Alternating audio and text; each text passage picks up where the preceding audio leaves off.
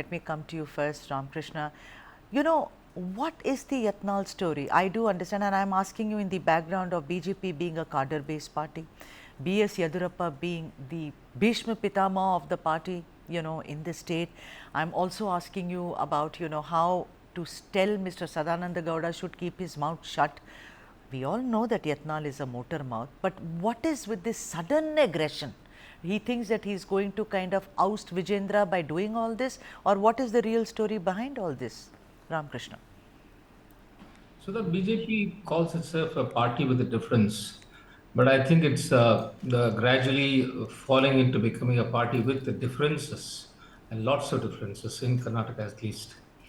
This Basangouda party, Yatnal, has been a loose cannon for quite some time now, and it's not just now that he's making this kind of a wild attack on Vijayendra and anybody and everybody within the party. I don't know how he's being tolerated, how he's being allowed to do all this kind of a thing. I mean, he's one of the MLAs. That's about it. So, and to attack his own party leaders like this, I wonder whether he has any license from the central leadership. And if it is so, who is Exactly. behind? Yeah, who's And behind there are this? so many questions to be asked as to how he is allowed to do all this kind of a thing.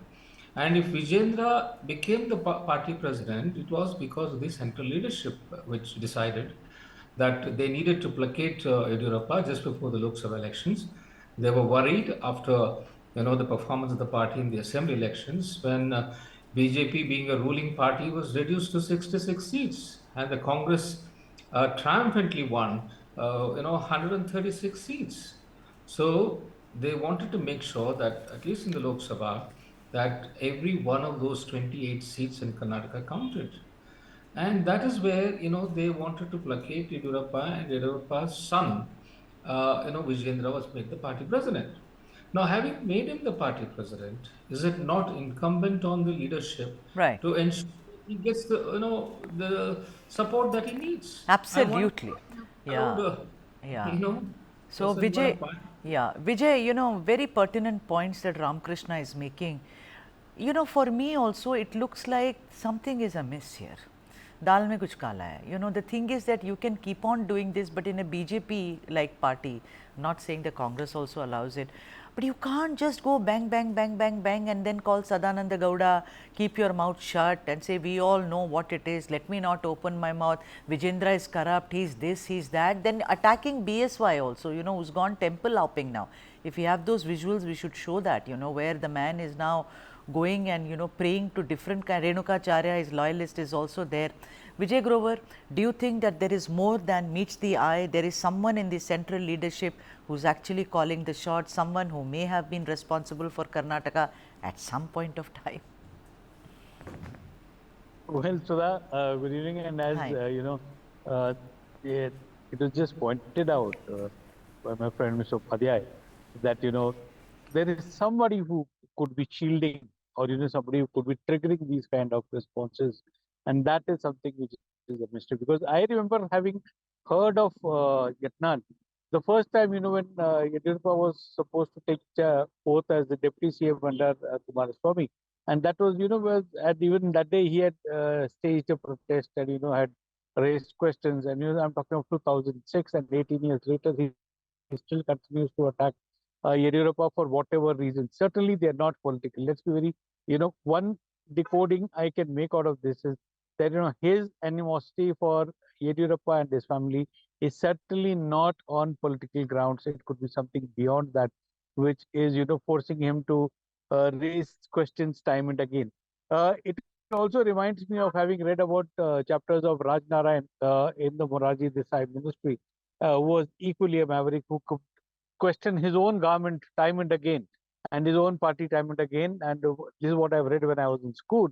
But very surprisingly, that he has a very stark similarity to the behavior in the way Rajnarayan had. Now, who could be doing this to ensure that Yediyurappa is continuously on the watch or is being monitored by these kind of barbs against him and forced to react? That is something which is very baffling. And the silence of the high command, the BJP high command, is very, very startling, because a party which is known for discipline, for having taken disciplinary action Right. against several Okay. senior leaders in the past, is silent about him, and that is something which is very mysterious.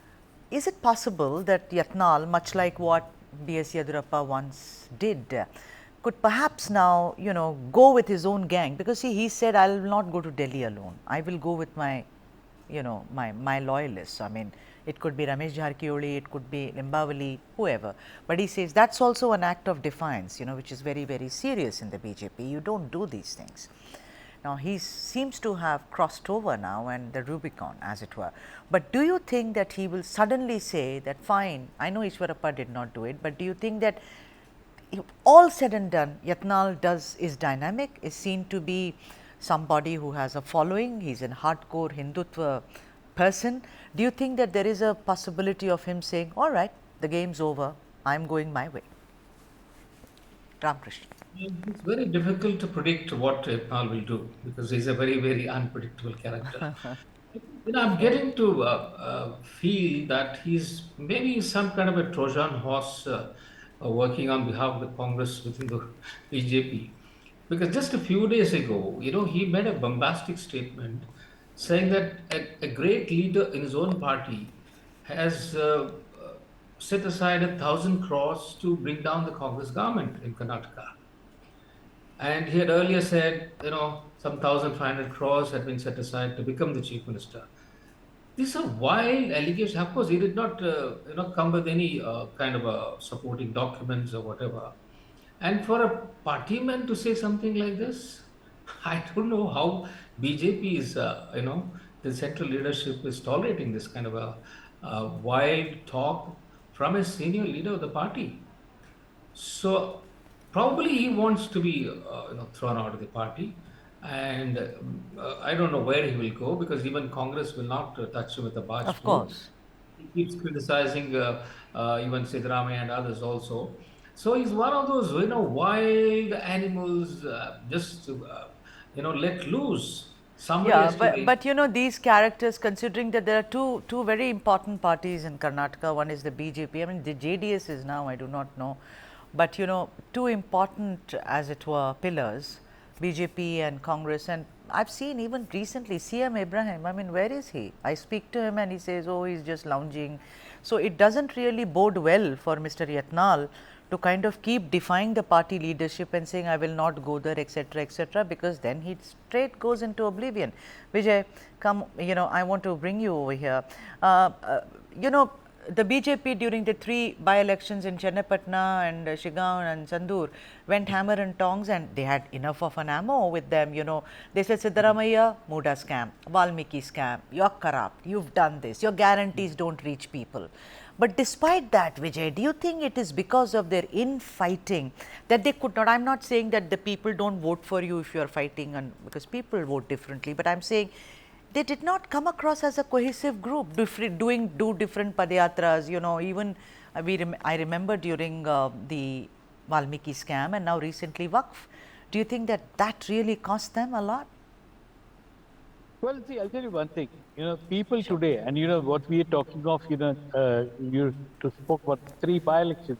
Let me also draw a parallel with Maharashtra. If you keep repeating the same issue again and again and again, it's not work with people. People need something new. And the Congress kept talking of constitution, Congress kept talking of guarantees in Maharashtra that, it would be able to deliver. It did not work for them, but it worked in Karnataka.